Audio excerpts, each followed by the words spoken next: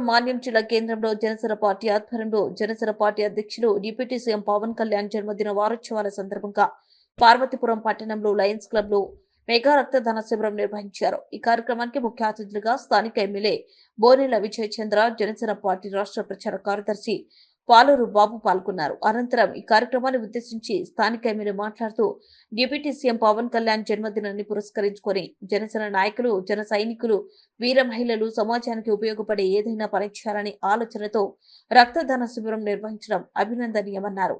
పవన్ కళ్యాణ్ జన్మదిన సందర్భంగా రాష్ట్ర వ్యాప్తంగా మొక్కలు నాటే కార్యక్రమానికి శ్రీకారం చుట్టడం మరియు రక్తదాన శిబిరాలు ఏర్పాటు చేయడం శుభ పరిణామమని పేర్కొన్నారు. సామాజిక కార్యక్రమాల్లో నన్ను భాగస్వామి చేయడం సంతోషించదాయకమన్నారు.